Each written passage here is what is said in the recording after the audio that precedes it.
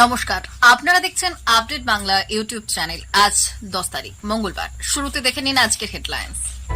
আরজি করের প্রতিবাদে এবার ধর্মতলা দখলের ডাক, মমতার বড় পদক্ষেপ। কয়লা পাচার মামলায় সুপ্রিম কোর্টে বড় ধাক্কা, প্রবল অস্বস্তিতে অভিষেক। বিজেপির দাবি মমতার পদত্যাগ হওয়া উচিত। সুদূর হংকংয়েও সন্দীপের লালসার ছবি, আচমকা নার্সের নিতম্ব ও যৌনাঙ্গ স্পর্শ করে তিনি বলেছিলেন। আসছি বিস্তারিত খবরে। আরজিকর কাণ্ডে বিচার চেয়ে সাধারণ মানুষ থেকে সেলেব শিল্পীরা সকলেই পথে নেমেছেন। এ শহর দেখেছে রাত দখল ও ভোর দখল। এ শহর নবান্ন থেকে লালবাজার অভিযান, বিচারের দাবিতে স্লোগানে মুখরিত হয়েছে রাজপথ। আরজিকর কাণ্ডে রাতে দখল ভোর দখলের পর এবার ধর্মতলা দখলের ডাক। কলেজ স্কোয়ার থেকে শুরু হবে এই মিছিল। ওড়িশায় ব্লাড ফ্লু আক্রান্ত মুরগি ব্যবসায়িক স্বার্থে বাংলায় ঢুকিয়ে দেওয়ার অভিযোগ তুলেছেন মুখ্যমন্ত্রী মমতা বন্দ্যোপাধ্যায়। এই অভিযোগের প্রেক্ষিতে সোমবার তিনি বাংলার সীমানা সিল করার নির্দেশ দিয়েছেন। মুখ্যমন্ত্রী বলেছেন যে বাংলা অঞ্চলে এই ধরনের প্রাণী আমদানির ফলে সম্ভাব্য স্বাস্থ্য ঝুঁকি বৃদ্ধি পাচ্ছে এবং তাই কার্যকরভাবে সীমান্ত বন্ধ করার সিদ্ধান্ত নেওয়া হচ্ছে। মমতা বন্দ্যোপাধ্যায় আরও বলেছেন যে ভিন রাজ্যে গণপিটুনের শিকার হচ্ছেন বাংলার বাসিন্দারা। এই বিষয়টি উত্থাপন করে তিনি জনসাধারণের নিরাপত্তা এবং সুরক্ষার বিষয়টি আরও গুরুত্ব সহকারে তুলে ধরেছেন।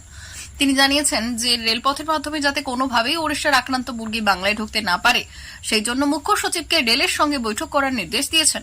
মুখ্যমন্ত্রীর এই পদক্ষেপের মাধ্যমে রাজ্যের জনগণের স্বাস্থ্য ও নিরাপত্তা সুরক্ষিত করা রাখার এমনিতেই আরজিকরের ঘটনায় প্রচন্ড অস্বস্তিতে রয়েছে তৃণমূল কংগ্রেস। আর তার মধ্যে এবার সুপ্রিম কোর্টের একটি নির্দেশে বড়সড় ধাক্কা খেলেন তৃণমূলের সর্বভারতীয় সাধারণ সম্পাদক তথা সাংসদ অভিষেক বন্দ্যোপাধ্যায়, যাকে কেন্দ্র করে রীতিমতো শোরগোল সৃষ্টি হয়েছে।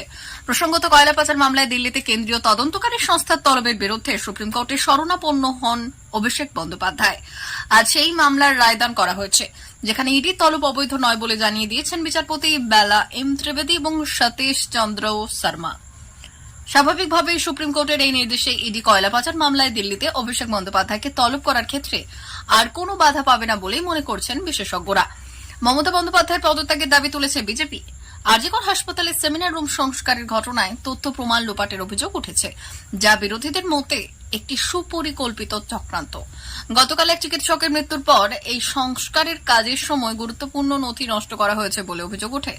স্বাস্থ্য দপ্তরের অনুমতিক্রমে প্রাক্তন অধ্যক্ষ সন্দীপ ঘোষের নির্দেশে এই কাজ সম্পন্ন হয়, যা বিজেপি দাবি করেছে যে স্বাস্থ্যমন্ত্রী মমতা বন্দ্যোপাধ্যায়ের নির্দেশে করা হয়েছে। বিজেপির দাবি এই ঘটনার ফলে প্রমাণিত হয় যে মমতা বন্দ্যোপাধ্যায়ের নেতৃত্বে স্বাস্থ্য দপ্তর সম্পূর্ণভাবে দুর্বল এবং সরকারের বিরুদ্ধে একটি বড় অভিযোগ রয়েছে। বিজেপি নেতারা মনে করছেন এই ধরনের ঘটনার জন্য মমতা বন্দ্যোপাধ্যায়ের পদত্যাগ করা উচিত। রাজ্যের রাজনৈতিক পরিবেশে এই বিষয়টি উত্তেজনা বৃদ্ধি করেছে এবং পশ্চিমবঙ্গের প্রশাসনিক ব্যবস্থার স্বচ্ছতা নিয়ে প্রশ্ন তুলেছে। এই অভিযোগ এবং দাবি রাজ্য রাজনীতিতে একটি নতুন বিতর্কের জন্ম দিয়েছে এবং রাজনৈতিক উত্তেজনা তীব্র করেছে। কীর্তির যেন শেষ নেই। সেই কত বছর আগে তখন আরও তরুণ তিনি এক নার্সের শ্লীলতাহানির অপরাধে অভিযুক্ত হয়েছিলেন। সময়টা 2017 সাল। ঘটনাটি ঘটেছিল সেই বছরের 8 এপ্রিল।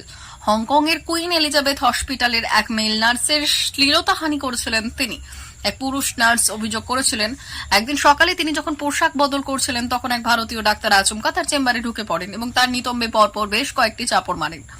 পরে ওই নার্সের গোপন আঙ্গেও হাত দিতে চান ওই ডাক্তার, তখন ওই নার্স বাধা দেন। তখনও তিনি পোশাক বদলের কাজটির মাঝামাঝি ছিলেন এবং দ্রুত ট্রাউজার পরে নেন, তবে তিনি ব্যাপারটি ছেড়ে দেন না।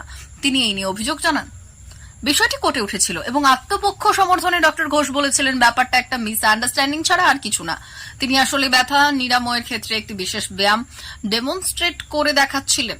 কিভাবে সেটা করতে হবে সেটা দেখাতে গিয়ে তিনি কোনোভাবে ওই নার্সের নিতম্ব স্পর্শ করে ফেলেন। ওদেশে যাই হোক, এদেশেও সন্দীপের কীর্তি পাহাড়। এরপরই আরজি করের কাণ্ড। আর কান টানলে মাথা আসার মতো করে সন্দীপের বিরুদ্ধে বিস্তর অভিযোগ ওঠে। আর্থিক তছরূপের অভিযোগ উঠেছে আগে। সেই সব তদন্তের সূত্রে সেন্ট্রাল ব্যুরো অফ ইনভেস্টিগেশন বা সিবিআই কোর্টকে জানিয়েছে আরজিকর মেডিকেল কলেজ ওয়ান্ড হসপিটালের প্রাক্তন অধ্যক্ষ ডক্টর সন্দীপ ঘোষ নাকি আরজিকরের রিক্রুটমেন্ট পদ্ধতিটাকেও নিয়ন্ত্রণ করতেন। যে কাজ আসলে করার কথা সরকারের মানে স্বাস্থ্য ভবনের আধিকারিকদের, সেই কাজটি নিজের ক্ষমতায় করতেন আরজিকর কাণ্ডের অন্যতম অভিযুক্ত সন্দীপ। কোনো প্যানেল ধরে নিয়োগ হতো না সন্দীপের আমলে, পুরোটাই তার ইচ্ছে মতো হতো। তিনি নিজের মতো করে পছন্দের স্টাফদের ইন্টারভিউতে ডাকতেন। ক্ষমতাকে কাজে লাগিয়ে সন্দীপ দীর্ঘদিন ধরে পুরোপুরি নিজের পছন্দের হাউস স্টাফদেরই নিয়োগ করতেন আরজি করে। তার বন্ধু বান্ধবদের হাসপাতাল সংক্রান্ত নানা কন্ট্রাক্টও পাইয়ে দিতেন। কাছের মানুষকে পাইয়ে দেবার নীতিতেই কাজ করে গিয়েছেন সন্দীপ। নিয়ম নীতি তোয়াক্কা করেননি, সততার ধার ধারেননি, যা ইচ্ছে তাই করে গিয়েছেন। আর এই করতে করতে সিবিআইয়ের অভিযোগ, সন্দীপের এই স্বেচ্ছাচারিতার হাত ধরেই আরজি করকে কেন্দ্র করে একটা ক্রিমিনাল নেক্সাস তৈরি হয়ে গিয়েছিল, যে আতাত আসলে দীর্ঘদিন ধরে সরকারের স্বাস্থ্যের পরিপন্থী হয়ে পড়েছিল। তার রাজ্যের স্বাস্থ্য ব্যবস্থার ক্ষতি ঘটাচ্ছিল, ক্ষতি হচ্ছিল আরজি করেরও।